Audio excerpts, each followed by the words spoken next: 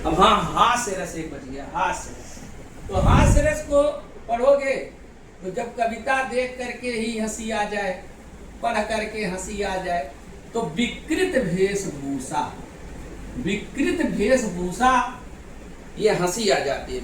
विकृत सोच, विकृत वेशभूषा, इससे हंसी आ जाती है। जैसे अगर कोई 22-25 साल का लड़का या लड़की शादी की इच्छा करे तो कोई विकृति नहीं है, लेकिन जब छोटा सा बच्चा कहता है कि मम्मी मेरी शादी करवा दो, तो लोग हंसने लगते हैं।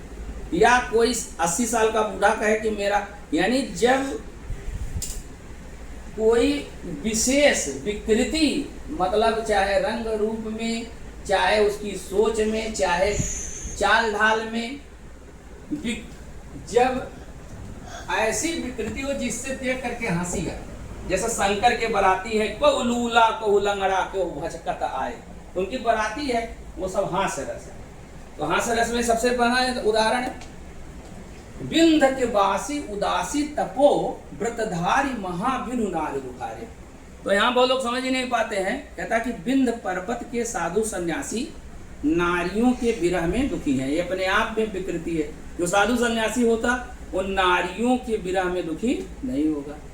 अब आगे कहता है कि बिंद के बासी उदासी सदा तपधारी महाबिनु नारी दुखारे, और गौतम तीय तरी तुलसी सो कथा सुनिभे मुनि वृंद सुखारे। गौतम के पत्नी अहल्या के तरने की कहानी सुन रखे हैं। वो सोच रहे हैं कि जैसे ही भगवान तमाम पत्थर हैं पैर रखेंगे तो यहाँ सुंदर सुंदर स्त्रियां होंगी, आएंगी, और एक एक स्त्री हम ले लेंगे। तो यहाँ से रसे वही है शिला सब चंद्रमुखी, पर यह पद पंकज कंज तिहारे, और कीन भली रघुनायक जो करुणा करी कानन को पगराए। कहें कि लॉटरी लगी हुई है, इधर से भगवान आएंगे और हम एक एक स्त्री ले लेंगे। तो यहाँ हास्य रस का उदाहरण है ये सब, कि साधु सन्यासियों के मन में नारी के लिए जिज्ञासा आ गई है, तो ये विकृत सोच है, तो यहाँ हास्य रस होगा।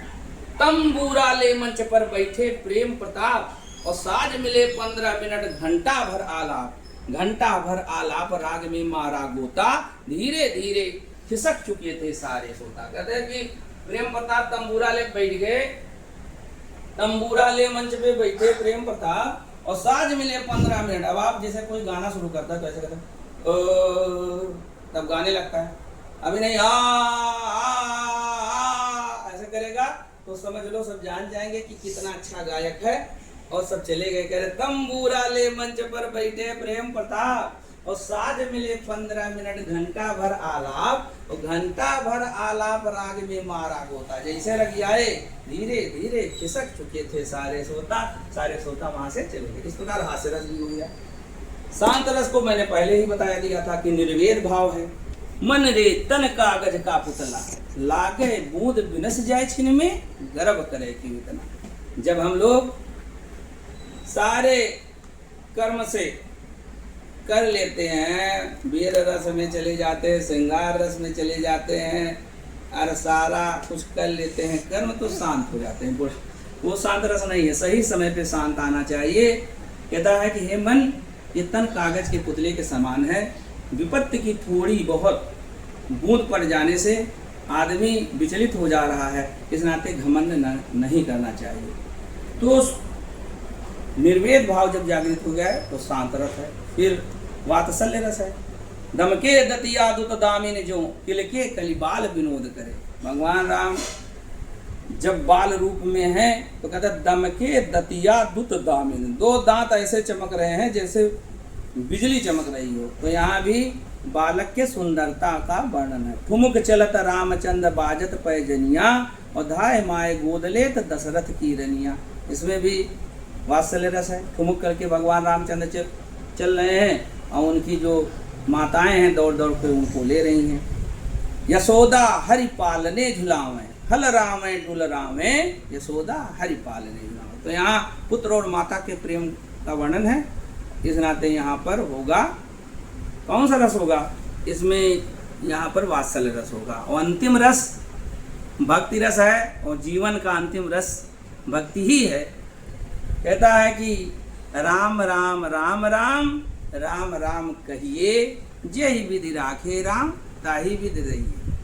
हमने 2 दिन के लेक्चर में रस की जो विशेष बात थी उसको बताने का प्रयास किया, और रस वास्तव में चैप्टर सबसे इम्पॉर्टेंट है। अब मेरे लेक्चर को सुनकर, किताब को पढ़कर प्रैक्टिस करिए, और हम टेस्ट रस का अलग से लेंगे, देखेंगे कि आप लोग का रिस्पांस कैसा रहेगा। और एक बार फिर संपूर्ण रस की क्लास लाइव होगी, जब आप अपनी समस्या को हमसे साझा कर सकते हैं और तुरंत ही हम उसका उत्तर देंगे। रस के लगभग 100 क्वेश्चन हम लोग करेंगे, और यूपी टेट एसआई या वो यूपी पीसीएस में हिंदी का जो आता है, किसी भी प्रतियोगी परीक्षा में रस के लिए ये पर्याप्त रहेगा। धन्यवाद, आपका दिन शुभ हो।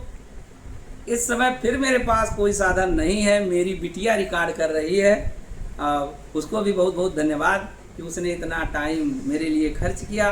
धन्यवाद।